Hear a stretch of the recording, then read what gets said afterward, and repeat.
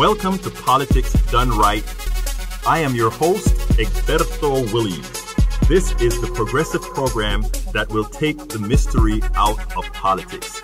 This is the program that will encourage you to make sure government becomes we the people. Whether you are liberal, conservative, or otherwise, you get to air your point of view. Remember, you can also send me a tweet to EGBERTOWILLIES. That is, at Egberto Willies. Let us engage.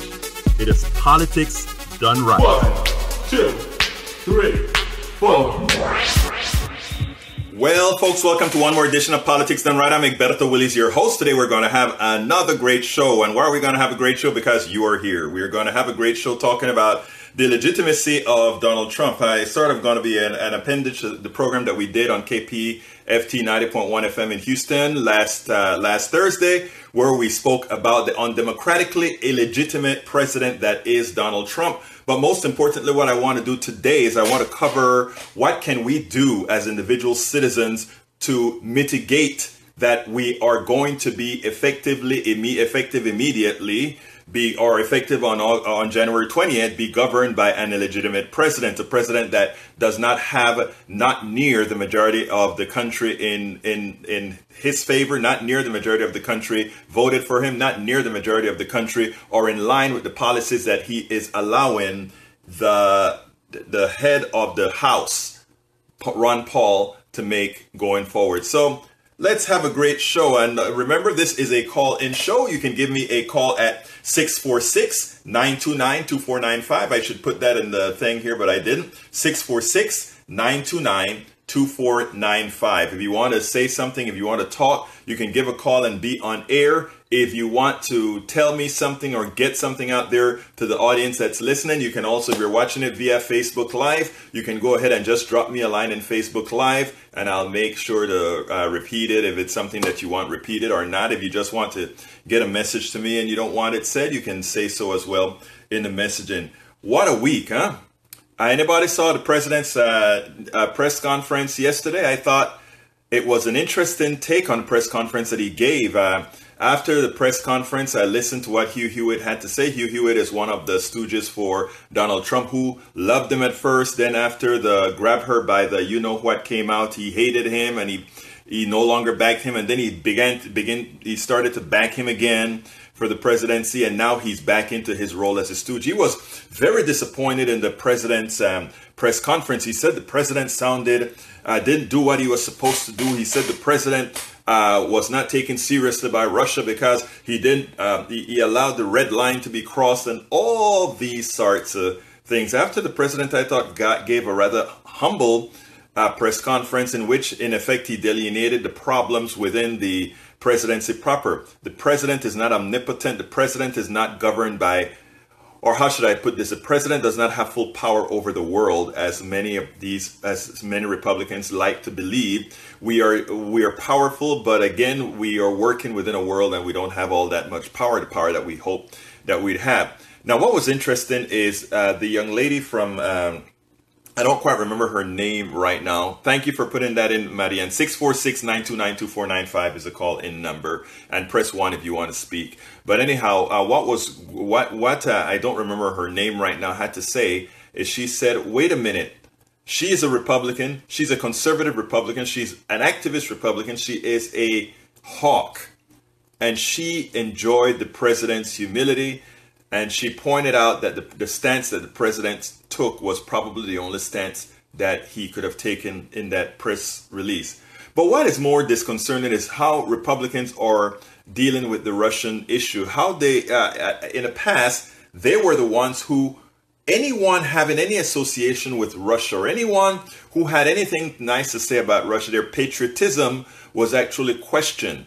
Now, somehow, their patriotism now is no longer questioned. Somehow, being a Russian stooge is okay. Somehow, giving praise to the Russian president, the guy who used to head the KGB, is okay. You wonder about, well, we always knew that there was a lack of honesty here, But the blatant dishonesty is something that many question. Many question not just the politicians pushing this. Many questions their neighbors, their friends, their families who continue to follow the follow the lack of patriotism, if you will, on these folks, and justifiably so. Justifiably so. Why would? And by the way, it means nothing to me. The American government is not a saint. The American government has influenced many elections, okay, around the world, Panama, Central America, places in Central America. Let's see, during the primary, Maria and Castiglia said, during the primaries, let's see, a few things they had against Bernie Sanders was that he went to Russia on his honeymoon. Think about that. What we have is Donald Trump, who's been with Russia and who has one of his leaders, people helping his campaign, of the Russian plutocracy. Would love to see complete investigation of Trump family, Trump campaign activity, and direct communication with Russia.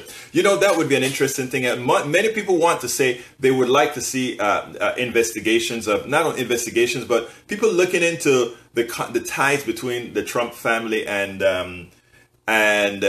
Russia. Here's one of the big problems. Unless we get an independent investigator, if you will, Trump is now the leader of the executive. He has executive powers now.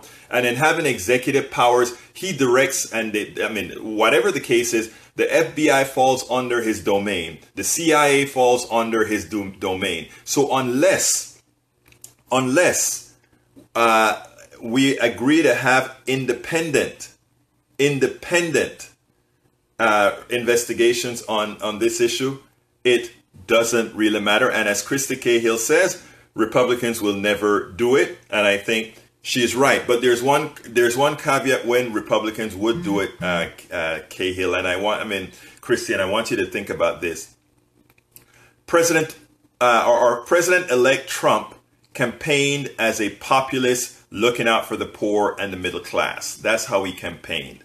He campaigned on sexism, racism, and all these other isms to get people riled up. And then he accused all these people that he was against as pretty much the reasons why this particular sect in the working class were aggrieved, because of those others. That's how he campaigned. So now he has to, theoretically speaking, you would think he has to pass policies that will be in line with helping those poor people, the coal miners, all these people in West Virginia, Kentucky, Ohio, Michigan, the white working class in these areas. The problem is what Paul Ryan has been planning with Donald Trump is the decimation of the social safety net. And in doing so, the people that are going to be most hurt is not going to be the average American voter, but specifically the Trump voter, because they, more than anyone else, depend on this social safety net that Trump is planning on decimate with the help of Paul Ryan. We have to remember some very important facts here. And one of those important facts are the states that voted for Hillary Clinton produced 67% of the nation's GDP. They are the ones that are passing their monies in welfare to all those red states that are, again, red for a reason. So let's be clear here. Any hit on the social safety net hits red states much harder than it does blue states, because where the money is made in this country in the aggregate by a 67 to 33% differential is in the red states. It's in the blue states. The blue states are the action states. The blue states are the states where productivity occurs. The blue states are the places where things happen, where money is made, where people work. You may have all these, the working class in Appalachia and all these places complaining. What they can complain about is industry not seeing it fit to move in those areas. They cannot complain that somehow they're not getting something because others are. They have reached they've reached a place that once they used to accuse many minorities of, and that is a place of, well, nobody is giving us a handout because. It's not true. I'm not copping to that. But what I'm saying is we have to be honest here. Those states at this point in time produce nothing. Remember when Obama said nothing is produced in Russia and all these places? Well, these other states, one of the reasons that they are in dire straits is that they've continued to vote for people who didn't try to bring industry of consequence to their states, but who exported these industries of consequence and then sit back and say, oh, look what they have done to you.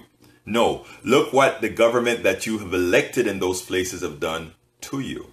Think about that. That is what we have to get across to these folks. We have to get across that, look, we are sympathetic to you. We want to help you, but you have put yourself in the condition that you're in right now.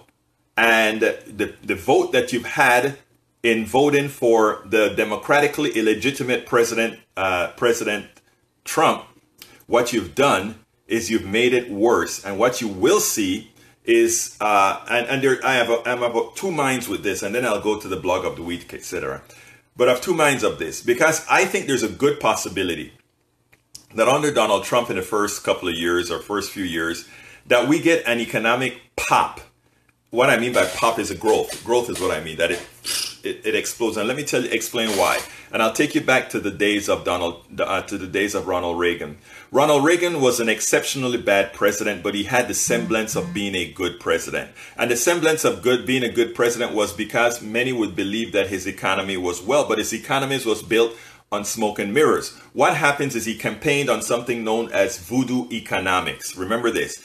Ronald Reagan campaigned on something called voodoo economics. What was voodoo economics? Voodoo economics said I could raise the defense budget, I could cut taxes, I could continue giving the same social services, even though I campaigned and said, oh, those other people are getting too much and I'm going to cut it. I can do all those things and while cutting taxes, and somehow I'm not going to explode the budget deficit. And what occurred is that he did all those things as he said he's going to do. He increased the military budget. He also went ahead and reduced taxes by a bunch, even though he had to raise taxes several times during his administration.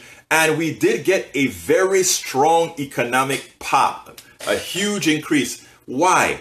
As Senator then from Benson then said, if I give you a check and I tell you write as much money as you want, you will have the semblance of prosperity until that check or that bill is come due. And that is what Ronald Reagan did to Americans.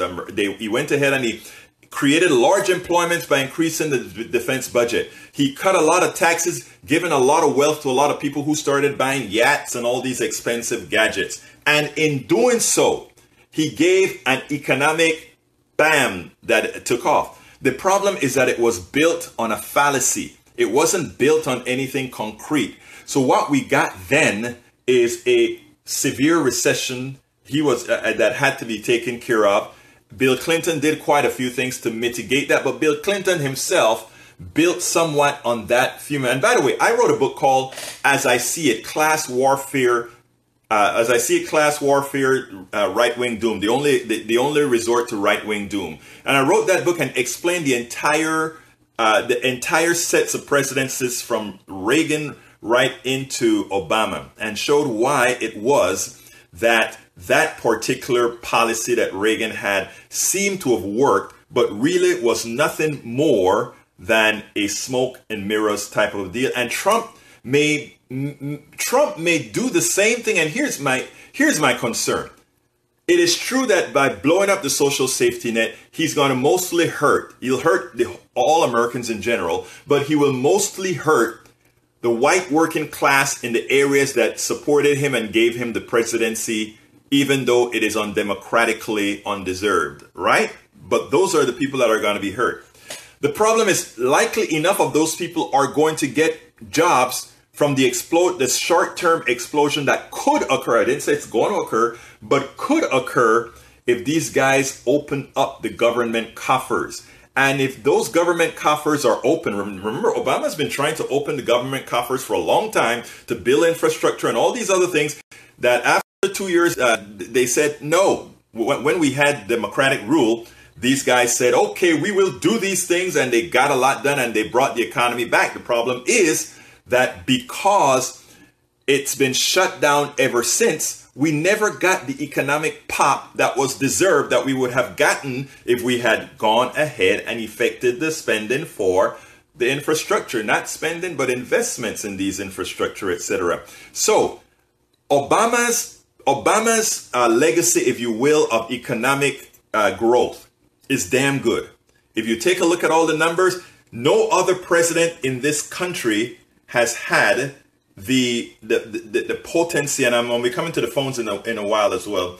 No other president has had the potency of the Obama growth in numbers, not effectively in absolute wage earnings, etc., because that is severely lacking, but no other president has done that.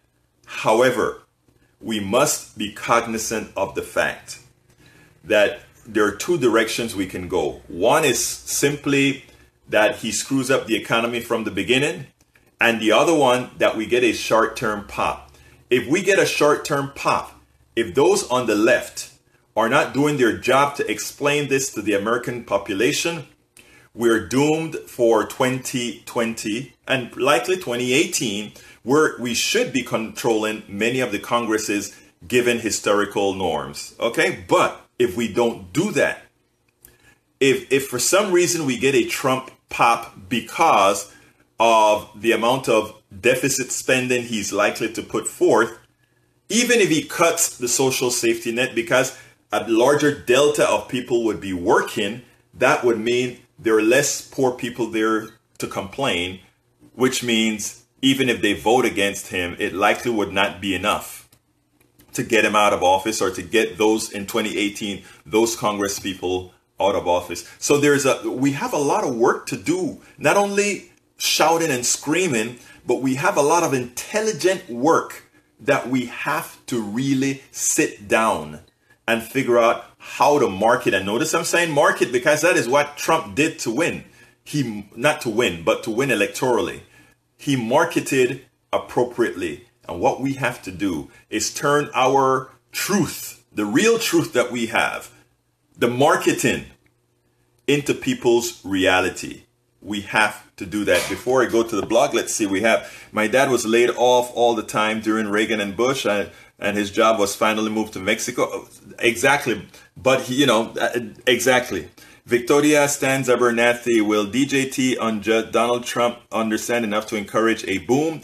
It's not about Donald Trump. Donald Trump is going to be a good figurehead, but it's not going to be about Donald Trump. Donald Trump is going to be a figurehead, and everybody around, and I mean, he'll be bombastic and everything, but people will talk to him and get him back in line.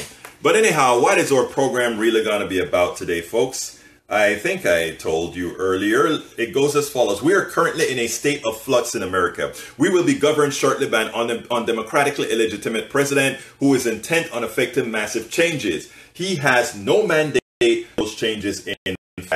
In fact, most Americans voted for policies diametrically opposed to what he thought or what he fought for, though Paul Ryan is proposing a whole lot of stuff. It is imperative that all Americans understand he does not have the will of the people. He must keep the narrative because the media, in normalizing Donald Trump, will give the impression that he is effecting what he was elected for. Allowing him carte blanche is effectively acquiescing to fascism based on Trump's modus operandi. And I mean that. A lot of people say, when I've been calling Trump a fascist for months, and everybody, oh, you can't go that far. Trump is a most definitely fascist. If you take a look at his modus operandi, he is a fascist. And until if we are going to wait for him to really come out with his fascist intent, by then it is too late. The man is a fascist and needs to be curbed immediately. He is a fascist that must be curbed immediately. Anyway, folks, what are your thoughts? Let's talk. I'll be following the hashtag Politics Done Right. And of course, my Twitter handle is Egberto Willies. Egberto Willies is the Twitter handle. Please make sure on Facebook to like Politics Done Right with Egberto Willies on Facebook so that we can get our stuff done. We need to make sure that these things occur. But folks, I kind of think you know what time it is. And while I try to cue This other thing here, you know this. It's time for the weekly blog post. There was a very interesting exchange today on, or yesterday on CNN with Angela Rye and Kayleigh McKinney, one of the stooges for Donald Trump. And I think it's important that I kind of just pass this along because I loved her gumption. I loved how she went ahead and stuck it to the folks in there because right now, like I said, they are normalizing Trump. They're giving Trump impression, they're giving folks the impression that Trump is normal, that what Trump is doing is okay. So I wrote this morning and it goes as follows. Angela Rye did the best job in this segment as she not only questioned the legitimacy of the Trump presidency, but correctly pointed out why it must be considered. CNN host Angela Rye and Kayleigh McKinney went at it over the legitimacy of Donald Trump's presidency. Rye outlined why, as McKinney did what they do best, objected, and she said as follows. I have to address this delegitimizing point, Angela Rye said. Donald Trump's election, in my mind, is far from legitimate at this point. I have every issue in the world with the fact that Hillary Clinton gets closer and closer every day to a 3 million vote lead against Donald Trump. I have every issue in the world with the fact that electors feel like they can't, in some instances, in good conscience, support this man as president. I have every issue in this world with the fact that the intelligence community is questioning the legitimacy of this election. If someone can hack into not only our process, I am questioning the legitimacy of it. I don't care what they're saying, I am questioning it because there are a variety of factors at this point now that have severely impacted our democracy. Close quote. Kayleigh McKinney attempted to take a nonpartisan stance by rhetorically saying Russia hacked America, not just the DNC. The moderator the moderator pointed out the president-elect did not even acknowledge Russian involvement. But then McKinney challenged Angela Rye and said the following. What is equally inexcusable is for my colleague to question the legitimacy of the election, McKinney said. If you have problems with the Electoral College, which have existed for all of time, you can take that up on a separate day and a separate place. This was a legitimate election, and no one should question the fact that Donald Trump is a president-elect because he is there fairly. Well, I don't think Angela was going to take too kindly to that. It was evident that McKinney was not aware that the Electoral College was a compromise also having to do with slave states and counting blacks as 3/5 of a person. Rye slammed back. Again. I will do what I want to do, Rye replied. And what I'm saying is that I do not believe that this is legitimate for a lot of reasons, including the fact that the intelligence community said that our electoral process was tampered with. I have every right to say it. I have every issue with the Electoral College. I have since before this election, and then the coup de grace. It does not speak for me. I am not supporting a system that was built on the backs of my ancestors who were slaves. I am not here for it. And I can say I don't like it, and I can say that I am going to fight against that system. That is my right. And no, I do not believe that this election is legitimate. That guy is not my president. So says Angela Rye. The reason I was let me finish. It is so important for Americans to know our history. All Americans. American history, we talk about black history, Chinese history, and all of that within the American context. All of this is really American history. The only reason we kind of separate these histories is because we are a prejudiced country. You know, everybody should be learning the same darn thing. Everybody should be learning what everybody went through in this country. Everybody have their pains in this country. Women have their pains. Black people have their pains. Chinese had their pains. A lot of different groups in this country had a whole lot of pains that the country used to work on their backs. I mean, so let's honestly look at American history. We all should be learning the same truthful American history And if we did that, there could not possibly be a Trump. To close out, it is important for Americans to know our history. We are still living with some of the most undemocratic and evil parts of the American history. Remember, yes, we had intelligent folks who formed this country. Yes, we had folks who thought a lot about policy when they formed this country. But yes, remember that these same people who founded this country, the same people that founded this country, were some of the people that effected the largest pain on segments of this society. So do not expect to see everybody sing glory, glory, hallelujah. Let's keep things the way they were. Let's not expect to see a lot of people just say, yeah, okay, the electoral college is okay, democracy doesn't matter. Don't expect a whole lot of people to just sit back and continuously praise yes, President Obama has to praise the founding father as the president of the state. But don't expect others to just have blind faith in what they did when many of us were grieved under that system. So let's understand. Let's have empathy for all Americans. Let's have empathy for women if anybody wants to know who built this country, the back of this country, women have always done much for the country and have been the least appreciated in this country, even to date. The fact that the most qualified person, a woman, had to struggle to lose an election that she won, speaks a whole lot about, people can quote it into anything they wanted. They can try to give excuses. She didn't speak to X, she didn't speak to Y, all these types of issues. No, she was a woman. She was a woman. Let me tell you, every other person who would have run against Donald Trump would have beat him. But she's a woman. Let's remember that. Okay, let's start by going to, I see you're coming in at 2 numbers. That's interesting. Okay, let's see. John, come on in, my friend. John? Okay, maybe that you're in the queue twice. I'm not sure why. Okay, maybe this is it. John, are you there now?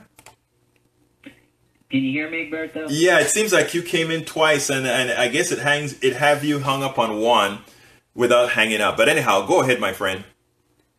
Yeah, okay. The reason I called is because I'm having a hard time hearing you. I called back. Okay. So I'm having a hard. I can hear you though. So, okay. I mean, it's just I don't hear you very well. What is it? Kind of like internet problems or what? Excuse me? Is it an internet? Yeah, it's a technical issue. Okay, great. Now, for those on Facebook, can you hear me well on Facebook? Go ahead. Okay, so I feel with what you're doing, and also I talked to Sam Cedar about 10 minutes of this, is a distraction. Mm-hmm. When you keep talking about the Electoral College, you're distracting from the real issues, which should be protecting the ACA, protecting Medicare, protecting Medicaid, protecting Social Security, trying to thwart Trump's nominees. Mm-hmm. That's what we should be focused on. Let me stop you right there, though, John. I got to stop you right there because I want to qualify something that I think is very important.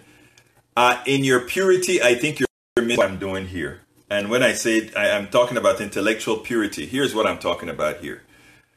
I don't think we can talk about only Medicare, Medicaid, and what they're doing to decimate it in a vacuum. And what I mean by that is, if Donald Trump won the election on promises of doing things the Donald Trump way, and Donald Trump thinks that way is the decimation of the social safety net in the form that Paul Ryan is doing right now, if we don't first delegitimize him, then it is okay for him to do that because he won.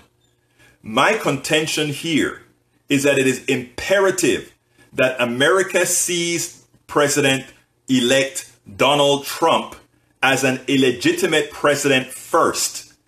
After seeing the president as illegitimate, then anything he attempts to pass, given he did not have near the majority of the American people behind him becomes illegitimate, becomes suspect. And that's the reason I do it. Go ahead, my friend.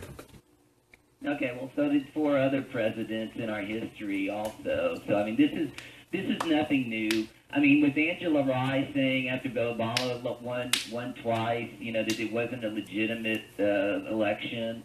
I mean, you know, this is sour grapes. This is you're not focusing on the real issues.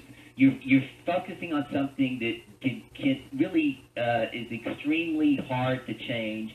And if you're talking about this compact, which is also ridiculous. No, wait, but again, John, I got to stop you there again, John.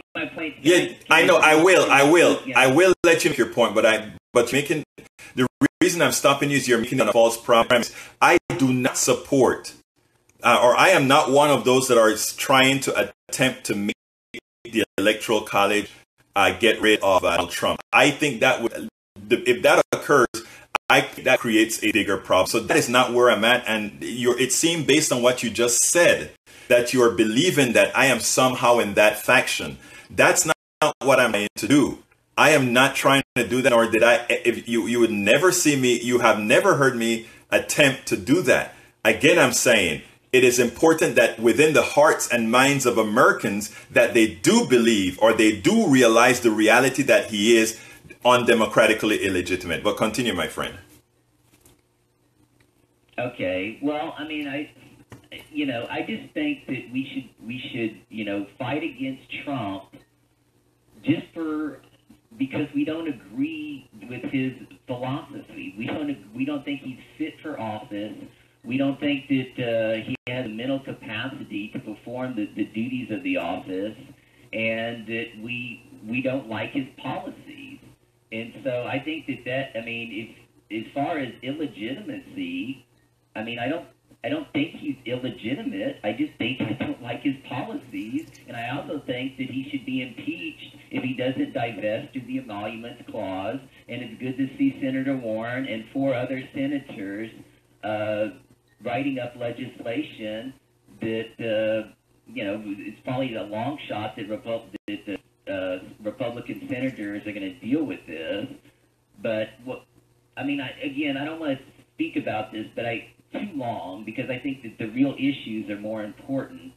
But I just don't consider this illegitimacy point a valid point. I mean, he did win the Electoral College. That's the only measure that we elect the president. And so now we have to fight him and try to mitigate the damages. Now, and so, I thought. Go ahead. I'm sorry.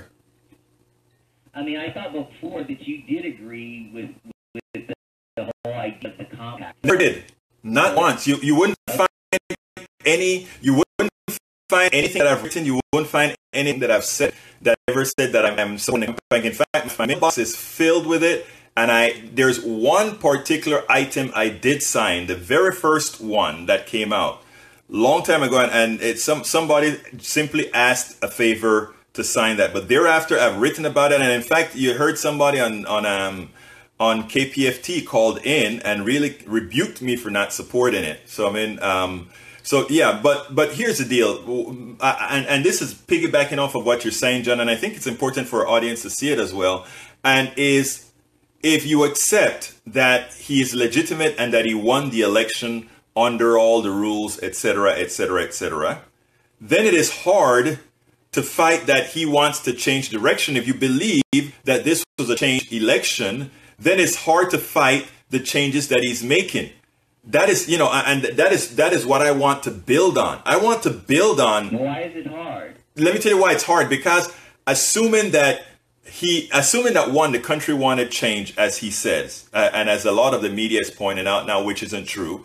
Assuming that he won the election legitimately, which we believe, many of us believe that all the shenanigans that took place, the voter suppression, not one particular issue, but things like the voter suppression in the particular states. We had the Pennsylvania senator, or I think it was the Pennsylvania Secretary of State or senator, who said the reason they are going to win Pennsylvania several years ago was because, and this was during the Romney election, was because they implemented voter suppression in such a manner to give him the election. I mean, this isn't even something somebody asked him specifically. He actually said that. So we have instances where in all these different states, voter suppression had a marginal effect. We know that the FBI had a marginal effect. We had all, and that's why I liked some of what Angela Rai was saying. We can itemize the sum total of deltas that were that questions the legitimacy of Trump based on actual illegalities, let's say, and I don't want to get too much into this because these are things that we cannot go out there and say you're going to go to jail for that, you're going to go to jail for that, or anything like that. But all these other issues were instrumental in that $80,000 majority in 3 states that instituted voter repression under Republican governorships. So we have to be honest about that. Now, however, that's not what the mainstream media is spinning. The mainstream media, and this is why we are here, and this is why I'm pushing back somewhat on you as far as talking about illegitimacy. And I think it's important.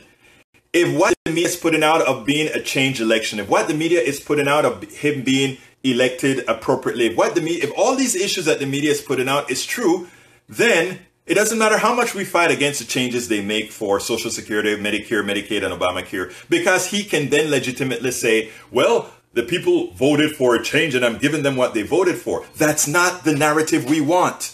We want the real narrative, and that is you are making changes in and above what the people asked you to do because the people, vast majority of the people, don't want it. Neither in polls, neither in actual votes. And that's the reason why I push this particular subject, not in lieu of the things that you know we need to speak about, but along with the things we need to speak about, because we cannot allow the counter narrative to be you're just what you called me, a sour loser. And it's not that I'm a sour loser at all. I swear I didn't say sour loser. I said sour grapes. Sour grapes, yes. You know what I mean. Sour grapes. And that is what I don't want to go out, John. I want us to fight for these policies, the policies you are talking about, but I want to fight it with the American people behind us saying, yes, this is not what we voted for. No, you do not have the authority. Now, look how the Tea Party worked. Obama won in landslides, real landslides. Obama won with historic numbers that no other president has ever won by. In absolute numbers, that is, of course. But historical numbers, nobody has yet approached Obama's numbers. And yet, they delegitimized him. I am saying we have reason to do that to Donald Trump. And I think it is our civic duty. It is our civic duty, those of us who care about real Americans out there, to delegitimize him because he is undemocratically illegitimate. Folks, the telephone number is 646-929-2495. If you want to be a counter to John or come in and talk about, entertain us here with some of your wisdom. Again, that number is 646-929-2495. Before I go back to you, John, let me see what a few of the people have been saying here on Facebook Live. We have Donald Trump said he would get health care. These are people on Facebook. Krista Cahill said Donald Trump said he would get health care for all Americans.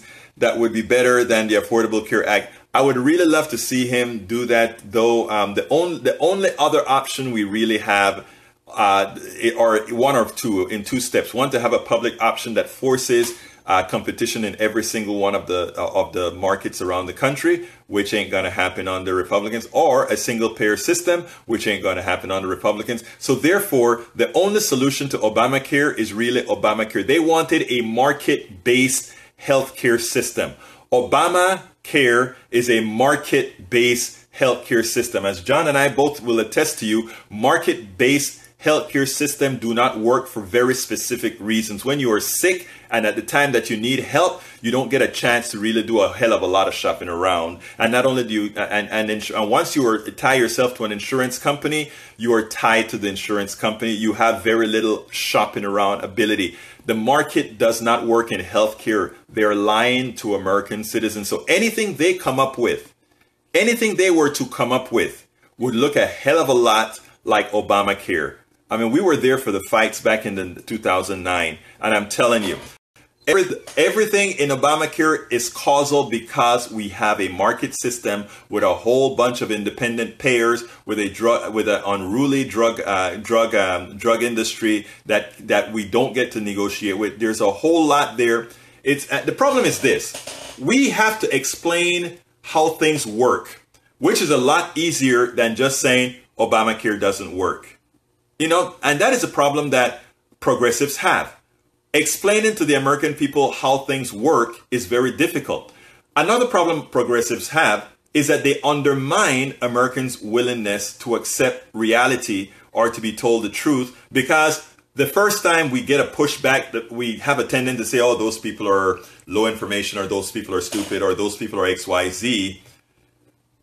You have to be able to communicate with people, and that's what we're trying here. You know, that is what we're trying. We're trying to have, in fact, if you see a lot of the blogs that I write, some people will say, the other day, when Kanye went to meet Donald Trump, I thought it was a lousy story. I knew this media was going to jump on, but you know why they did jump on? Because the average American citizen is going to be looking at that. They're going to see Kanye, Trump, hey, let me look at that. So what did I do? I wrote a blog about Kanye and Trump, but also within the blog, I used the blog as a, what would I call it? As a Trojan horse, right? I used the blog of Kanye and Donald Trump to bring in some other issues for people to read. And it's like, you know, he meets Kanye, and by the way, XYZ. So if you take a look at the similar, you know, so I try to do some enlightenment within the prose of the blog that I'm writing about the Kanye, and as well give them deterministic information that they can go from. I am not trying to bring those people to me. I'm trying to go to those people where they are. And I think that is one of the biggest problems that we have with liberals, with progressives. A lot of times we're very high-mighty in the way we think. I mean, we're right. Don't get me wrong. The policies that we support and we generally mathematically right, socially right, but when those people who've been indoctrinated otherwise don't agree with us, most of our first instinct is they're stupid, they are low information, or why are they hurting themselves? Look, I say that sometimes and I try to catch myself, because if we really want change, we have to go where they are. We have to be able to have them listen. There are times that I temper what I'm saying, not because I am some sort of a softie or anything like that, but you try to meet them where they are. John, you want to add anything to that? Yeah, I just, as far as the ACA, you know, one thing about it is, you know, Susan Collins didn't vote for the bill that Obama vetoed. And so they only have 51 votes right now. So, I mean, it's just a matter of moving two votes and it pass in the Senate. Right. And that's just for reconciliation. I'm going to be at a protest at John Cornyn's office on Tuesday here in San Antonio. And, nice. So I'm going to be, you know, continually protesting. And what I'm hoping isn't going to happen is they're going to strike with all of these kind of type precision. You know, Alex's motive is to actually not talk about a lot of bills, you know, even though they have talked about it to some degree. But, I mean, is to actually, in other words, what they could do is actually repeal the ACA, turn Medicare into a voucher system, and have that ready on Trump's desk to sign. I think that's what we're going to get. It's not going to.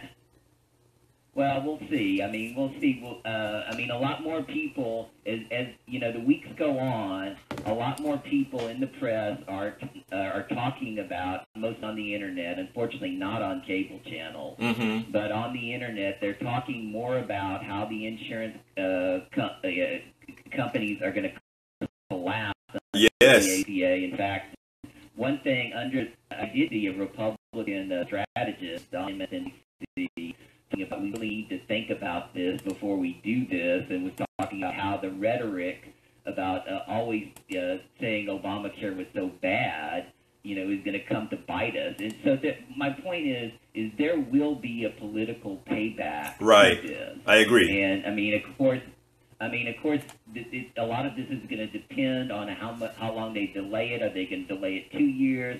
Are they going to delay it 3 years? But the actual collapsing of the insurance is going to happen probably right away because, through reconciliation, they can actually take away the taxes on people making over $200,000. So they want to take that away. I mean, they want to talk to their donor base. Right. So their donor base, those taxes are going to go away immediately. So how are they going to fund the ACA and all these subsidies without those taxes? And that's what I think. I think they're willing. I think, John, remember what I said in the beginning of the show? I don't know if you were here talking about the Reagan pop. I think they are willing. Look, and this is the scary part for me, right? We're concerned about, we thought 2018 is going to come. He's going to mess up real bad. And by 2018, we're just going to clean house. Then I told people, let's remember Reagan now, okay? I don't think that's what's going to happen at all. I think what's going to happen is there's a good chance that they can go ahead and cut this, and they can go ahead and not go ahead and kill the subsidies for the people in the short term because they're willing to deficit spend for their purposes. So they will deficit spend as long as it takes for them to wield as much power as they need to wield. The problem is whether the economy in the long run, we know in the short term it could cooperate with them, but whether in the long run the economy will continue to cooperate with them. It cooperated quite a bit for Reagan, and that's where we got the Reagan mystique. I don't know if you read, my main post on Daily Kos 2 weeks ago was Donald Trump could be the next Ronald Reagan. A lot of people scoffed, and then some people said, oh my God, you know what? That could be truth. And that the reason why is just as well as he could crater with the policies, I could see the policies working. And why is it working? Because it would be a policy of charades. In other words, what he would be doing is he would be giving the policies that he spoke about to the rich folk and giving the policies that he spoke about to the poor folk. In other words, that's what would happen in the short term. In other words, I repeal Obamacare. Whoa, everybody's happy. But Obamacare continues to work for the next 2-3 years so that he gets reelected. And my God, when the other term comes in, then we start to go ahead and do the deselection, the real privatizing of Obamacare, where we start to allow cheap insurance that really does absolutely nothing. The insurance that you pay $50 a month for. And when you figure out that, oh my God, when I get sick, I go back, in other words, to the way things were before with caps and women paying more for insurance and birth control being optional. We could see all of this come back after the midterms, after his reelection in 2020. And that's my concern. I can see a strong government, a strong Trump economy, based on whether they deficit spend as they create the tax cuts. Because we know from a macroeconomics point of view, tax cuts to wealthy people do not make an economy better. We know that. I mean, and it's... Okay. Go ahead. All right. My main counter to that is that, yesterday it was reported that Trump named this guy, Mick Mulvaney, who's a Tea Party, Freedom Caucus guy, who is a budget hawk. And so I just don't, and also Trump on the stump has always talked consistently about the $20 trillion in debt that America is. And so I just don't think that, So when do you believe Trump? I think he's going to increase the military spending. I think that there could be a contradiction. I think it's possible But from the people that he seems to be appointing, and from the way he talked on the stump, this doesn't seem like it's going to correlate. I think what he's going to do is just make more cuts to the show social safety net, increase military spending, but try to be more budget oriented, and that's why they pick Mulvaney. But here's a problem. That's all he talks about. Let me tell you though, first of all, I don't believe what Trump says, right? Because we can go back and forth with a whole lot of things that he said before. That's one issue. Secondly, picking Mulvaney, and thank you for giving me that info. I didn't quite realize that. But I think the Tea Party has always been willing to curb their core beliefs depending on who is in office. I mean, if it's one of them, and if it's him, if they consider Trump one of them, they won't have a problem making an excuse for whatever it is he does. And that's, we're not talking about philosophical purity here with these folks. From the Tea Party right back, all these guys that hate budget cuts, they'll hate it until it affects them. I'm here in Kingwood with Tea Party folks, and you ask them what they want, and what they want costs money. And, I don't know if that is a point that I don't know if that is sufficient for me to believe that Donald Trump is going to go in there and try to have some sort of a levity or rather have some sort of a wanting to control the budget expenditures. And now, if you're right, and he goes in there and he really becomes a budget hawk, then we don't have anything to worry about. Economics 101 tells us that the economy will crater. I mean, that's a fact. I mean, the rich people that got, remember, I think I read something in the Daily Kos yesterday about 200,000. Some people, once the ACA is repealed, there are a whole lot of the 0.1% that immediately pockets $200,000, and that comes from the amount of money they pay selling their shares, et cetera, et cetera, et cetera.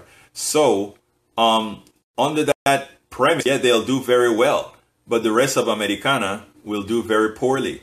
So I think if you are right, if what you're saying is correct, from a macroeconomic point of view, the economy will crater. Because already it does not have enough purchasing power. In as much as we have a 4.5% unemployment rate, the purchasing power of Americans have been so reduced because all these jobs are not the high paying jobs of before. So, look, in as much as we're going to feel a lot of pain, I hope you're right. I don't think on this one you are, but we'll see. John. Well, I think that he did say he's going to increase the military, spending. So, I mean, you could be right. I mean, the big difference is that when Reagan took power in office, the actual GDP ratio to the debt was incredibly low. It was like, I'm going off the top of my head, but I think it's about 35%. Yes. And so now, it's close to 100. And I think that I'm not a deficit hawk at all. I think that the whole thing is totally ridiculous. You look at Japan's economy right now. Mm-hmm.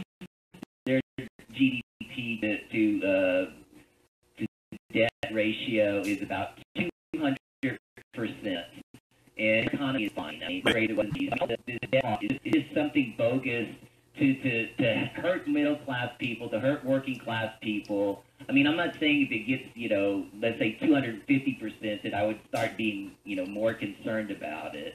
But I mean, if you look at people through countries through history, like I have, in reading Thomas Piketty's book, Capital in the 21st Century. Did you read that whole book, man? That's a big book. I did. How long did it take you to read that? Well, I bought the CD, and so I played the CDs also, and I put them on my iPod, so when I walk in, I hear it. Okay, got it. I mean, it was kind of a combination of all of that. But I mean, the point is that I don't know what the economy is going to do like under Trump, but I do know that for working class and middle class people, I would be shocked if there was any improvement, because that's what he's talking about now. That's how he won the vote. He he won more, lower working class and middle class votes. But it wasn't, I mean, yes, it was to a degree, their purchasing power is down and inequality is down, and Bernie Sanders made great points on Monday night about the shift of power from the working class and the middle class to the top 1%, and all that's very valid. But, it wasn't any more valid than it was in 2012. 2012 was worse. Right. He just won the propaganda war. Yes. That's all there was to it. Look, I'm not going to... You're right. You're right.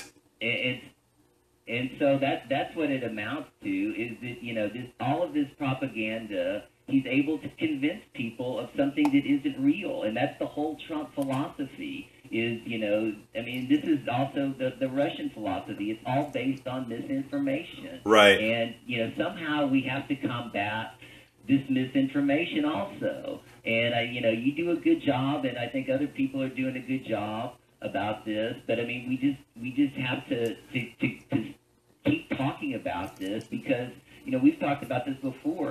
I mean, like how, what was it, political, like 74% of things that Trump say are lies. Imagine that. We both agreed that it was much higher than that. I mean, he's constantly lying about everything. No, John, I want to say you're correct. I want to say one thing though, because we're coming close to the end of the show, and the one thing I want to get across to people is that what your objection in the beginning of the show, I think it's important, very important to put in the direction of what we need to speak about is the decimation of the social safety net. And we have to, I will be writing more about that in the coming weeks. We have to start telling people what it really means to them on a grassroots basis. In other words, cutting this means this to you, means this to your family, means all of this. We have to point that out.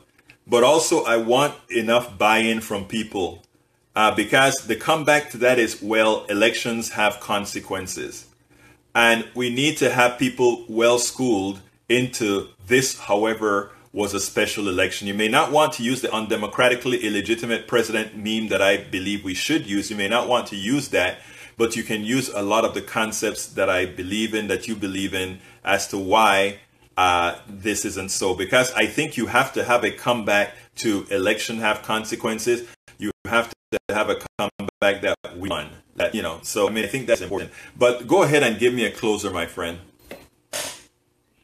Okay, yeah, I just about the ACA. I think what you were talking about before. I think it was a 0.1% is gonna save $197,000 a year. Right. 1%, if the ACA is passed, will save $33,000 a year, and that is atrocious, and it will hurt.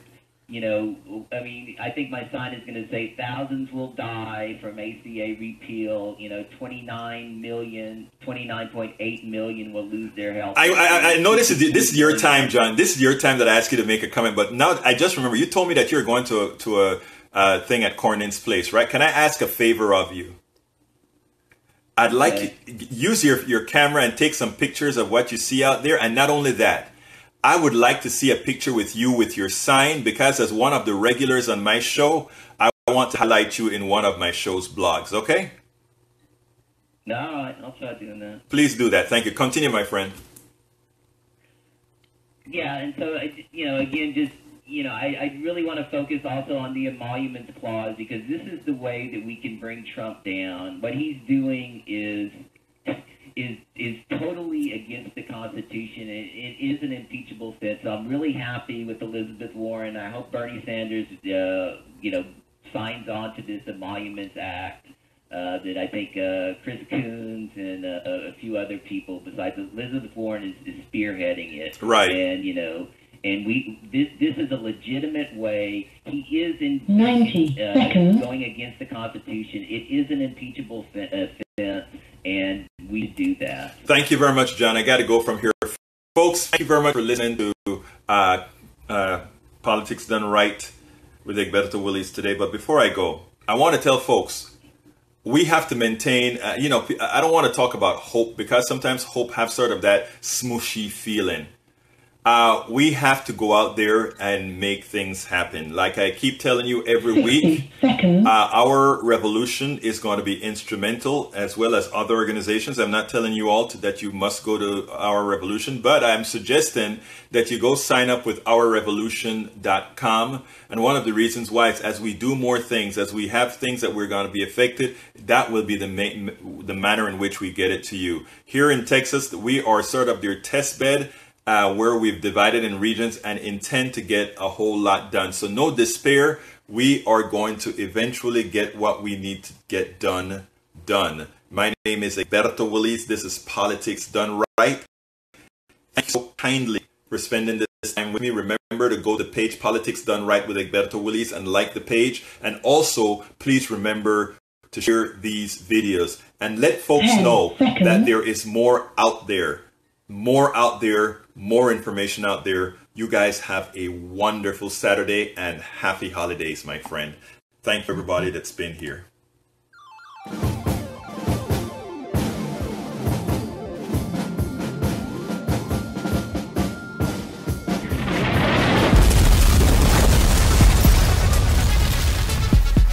Welcome to Politics Done Right.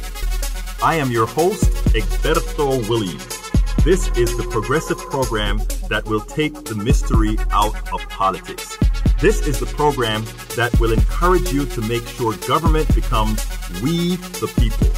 Whether you are liberal, conservative, or otherwise, you get to air your point of view. Remember, you can also send me a tweet to EGBERTOWILLIES.